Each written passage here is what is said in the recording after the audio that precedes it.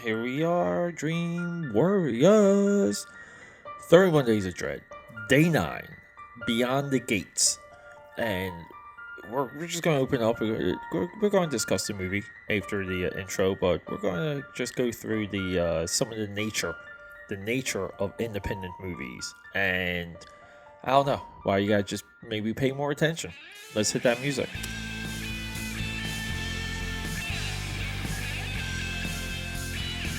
Yeah, so it's always tricky. It's always tricky when independent movies are discussed because there's almost like three types, and the type of the independent movie emerges when the movie's complete. So everyone sits down and intends to make a good movie. You hire your actors, you get your actresses, we do a script, we do whatever we can for special effects, lighting, cinematography, music, and like whatever of these outside elements. We always, as filmmakers, and I say we, I'm speaking on their behalf, not mine. Our intent is to make something that is fun, thrilling, valuable, and would kind of occupy someone's time. It's I think it's very much overlooked or not even considered that people do never they never consider the idea that these individuals seek to create a heck of a movie. They want to create a movie that moves you, that captures you, that puts you in a different place. Now, this is all movies, also. Everything from Transformers to Blade Runner 2049, Baby Driver.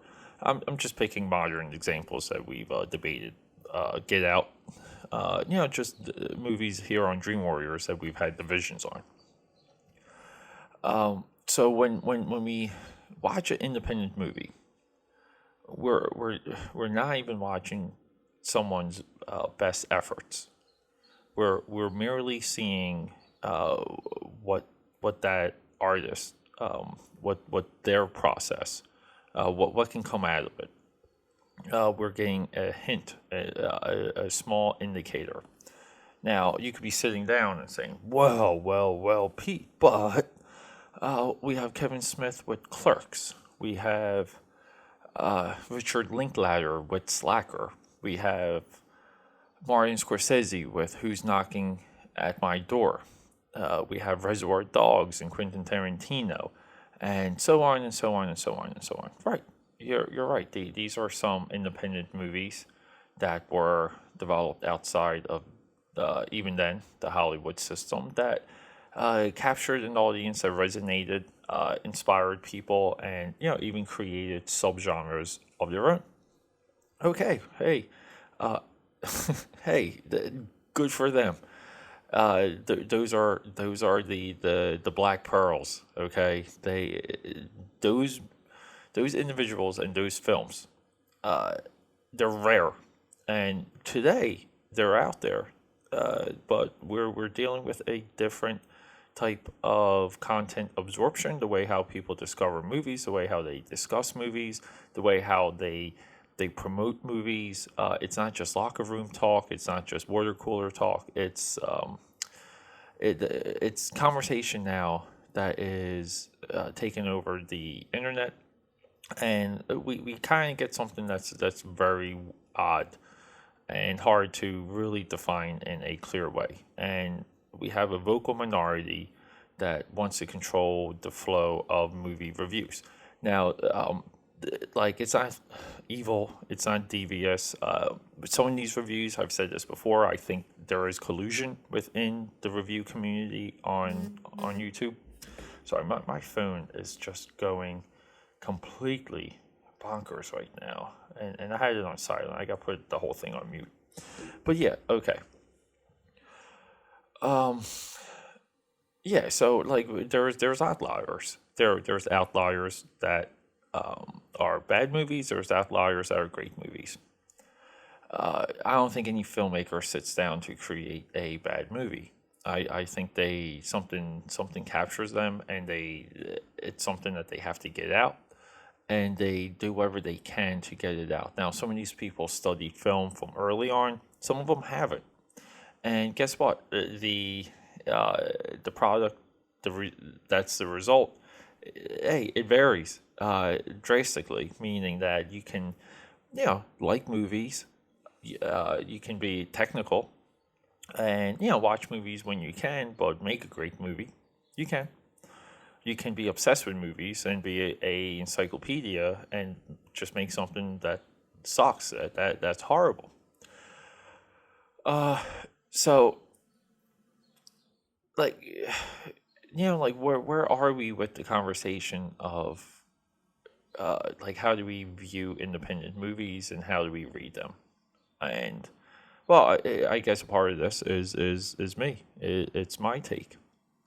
Look, for all movies, I sit down and it's like I've never seen a movie before in my entire life. I sit down and I want new ideas. I want to be transported.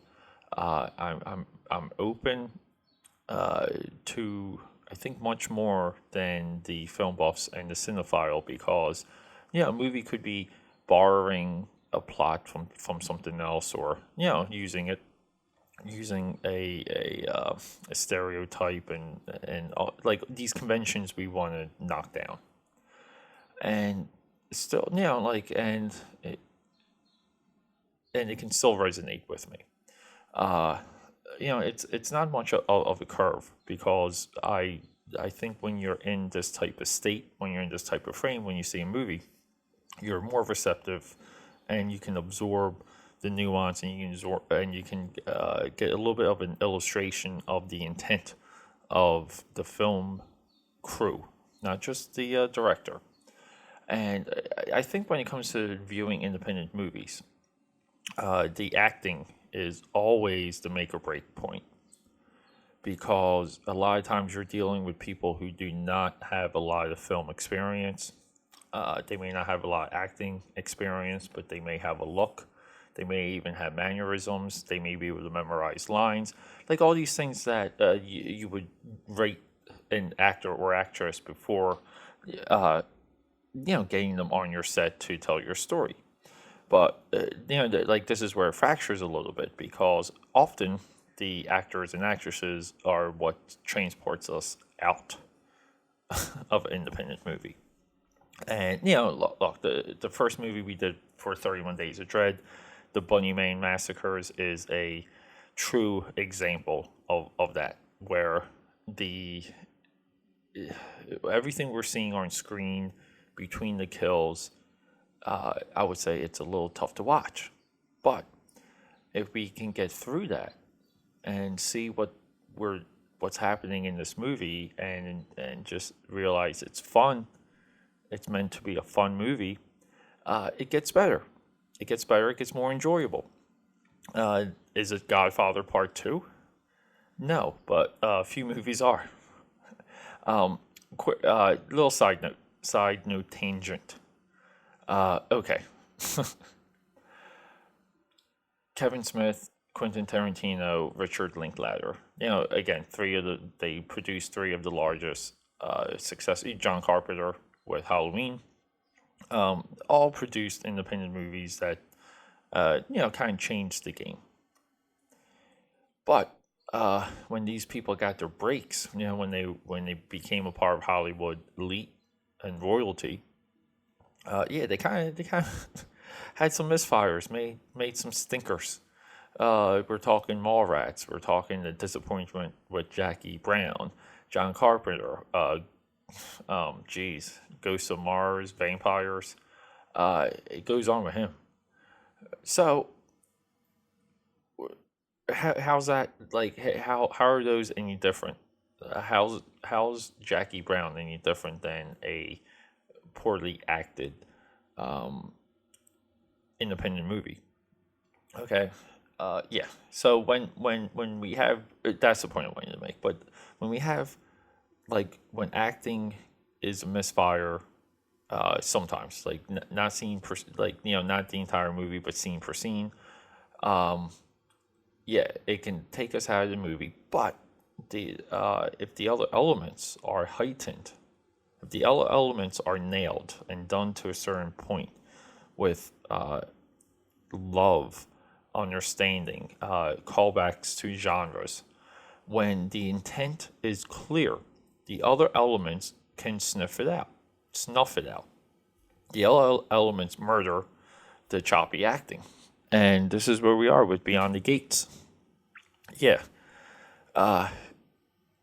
this movie is. Go watch it right now. It's on Netflix. It's on Netflix, and the premise is so fun. Uh, Back during the 80s, there was a like board games. Board games were huge in the 80s. Yeah, going up until like the mid 2000s, I would say. Like the uh, the extinction of the board game industry, it's a modern day thing. Now, since then, we've had board game culture come up, which is great. Stores, Tiki Tiki Board Games is a local store here in Jersey and PA that they stockpile parts and catalog tokens and cards. So you can go there, and if you're missing pieces, you can go buy them. So, and they've been in business already for a couple of years, at least 5 years. So we have boardroom board game culture that's relevant, that is here right now, and this is because it's nostalgia on a bygone industry. And one of the pieces of this industry that Beyond the Gate reminds us of, eloquently, by the way, is the video cassette game where you would have a narrator or a dungeon master walk you through the game, and it usually would be in character. And so, obviously, if we're doing 31 Days of Dread and we're talking videotape board games, it's a horrible experience for our characters. So what happens is these two individuals, they are closing a VHS store, and they're like a little bit of backstory through exposition through their interaction is that they have they kind of lose their father is somewhat missing, and so like we already piece it together in a couple minutes. The father got sucked into the board game and is now there. Probably unwillingly. So these two individuals are closing, packing up the VHS store, which is also lots of nostalgia. These places do not exist anymore. The ones that do exist, people have built in their own homes. They have built their own massive VHS libraries that, again, it's a hobby that's not going to die. Same as vinyl collecting. So these are parts of the movie that I very much enjoyed. I enjoyed the setting. I love that they're in this VHS store for most of the movie. Now, some of the movie goes to some homes. We are introduced to wives and stuff like that. There's a little bit of a conflict, like like almost like a pissing contest with two of the male leads, and like again, some of that comes off well, some of it doesn't. So we get good exposition early. We get to the game early. We get some of the effects of the game early, and we jump into the parts of the movie we want to see, at a good enough pace. Now, the other element that I really enjoyed about this movie was the poster artwork, the opening credits, and the music, which is all John Carpenter. Even the purple hues and purple shading. That's not exactly Carpenter, but it just kind of reminded me. The opening credits are really cool because it's like the inner workings of a VHS tape deck. with this like purple light, this purple like like accent that is just running throughout. Names of people that worked hard for this feature. So, in Beyond the Gate, relatively, to get into the production, it's a $300,000 movie. That, I think the movie looks like what it is. It's not. It doesn't look over. Like, it doesn't look like a multi-million-dollar movie, and it doesn't look like it's a under $1 million movie. Again, it delivers exactly in that sweet spot. And yeah, why does this movie doesn't like why does it not be impactful? Why does it not sweep? The movie itself has created a subgenre of horror. And look, it's easy to say Jumanji, like Jumanji. But yes, but uh, Jumanji is very much not targeting this audience, and the audience is the people that just want to, be a little freaked out, be a little uh, frightened and scared and transported, and kind of shown some dread in life. And even the new Jumanji movie, which I think has a awesome premise, awesome setup based on the trailers. It's more action based than anything now, and I think the our filmmakers, who I believe was a male and a woman. Here, we're going to just jump right there. Oh no, male. Directed by Jackson Stewart, and he Jackson Stewart did a hell of a job. So for $300,000, they created a horror movie we really haven't seen before, and it's all nostalgia and it's all callback, and it's actually a little bit of a historical document on where American youth culture was at one point, what people did as a pastime. And it's kind of funny because you can do this with board games, and you can't do this with other uh, like other games that even families played together. Uh, like like you can't do this with ping pong, not even pinball. like it's these. I think this is a growing genre. It's going to be experimented with. It's going to be perfected.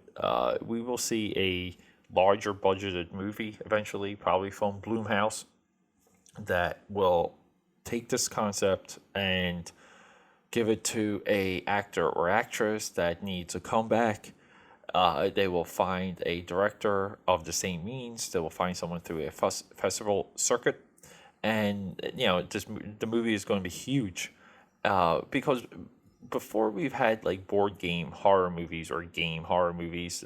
Again, it was Jumanji and Ouija, and like that's really it. So there's another movie that touches on the theme of this movie and the setup, and that's also on Netflix. And we might be doing that one next. That might be day 10 of the 31 Days of Dread.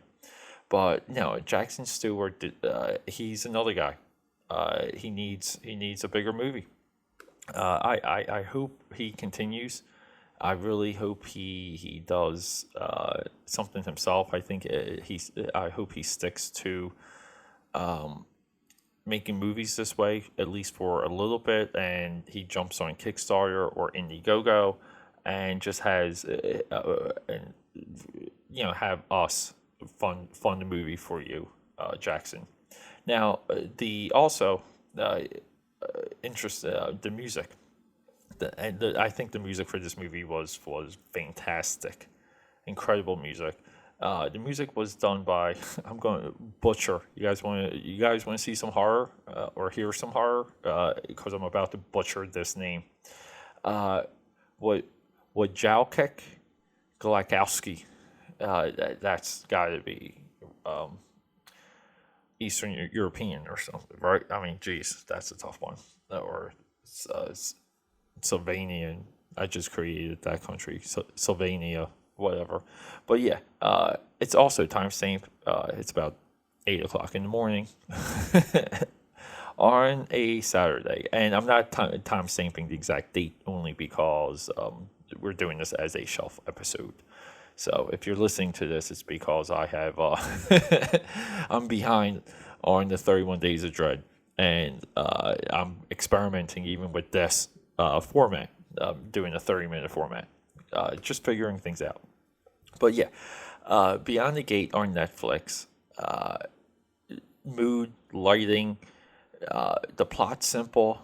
These two guys are looking for their daddy. They get transported into the game, and they have to like contend with almost like a Hellraiser type scenario where there's this is the level of the afterlife of hell that is just dark and concrete. Very much like mood wise, like this is to me a lot like The Void, which we will do a episode on. That's also on Netflix. Like these are very similar. Different, I think slightly different budgets and experience level when it comes to the filmmakers. But, Stewart here, I think Stewart can make a movie. And I think Mr. Jackson Stewart can just, need probably along the way we'll need some help from us. So we gotta just be on the lookout for him in making another movie. He's available on Twitter. Is it, I'm probably gonna be tweeting him after this when this goes live. Meaning that when it gets published. Because here we go. Let me see if we can look him up real quick. Jackson Stewart. Yeah, so on Twitter, he's at Boss Jacko, BossJacko, and tweet this guy. Just blow up his Twitter feed and encourage him to keep going, to keep up the fight. Encourage him to keep the crew together, the people that made this movie. His producers, Barbara Crampton, Amanda Mortimer. That just sounds like a cartoon duo. But the writer, which is him, but it's also Steven Scarletta. So let these people continue. They need encouragement. You need to watch this movie and just lose yourself and appreciate the effort, appreciate what they're trying to do. Again, it's a lot of work to entertain you. And I think coming in, sitting down and being high and mighty and being on a cinephile high horse every time you watch something, and not being in a place where you can absorb something new and enjoy yourself. Like, dude, get over yourself. You're just sit down and just be a shot of whiskey. Be a shot of whiskey when you watch a movie. Okay? Just do it. And hey, interact. We need, because we're going to sign off here, but subscribe to Dream Warriors. Tell your friends about it. Leave comments and reviews. Gotta crank up those iTunes reviews. I believe we're at 0 iTunes reviews. Anyone out there, come on.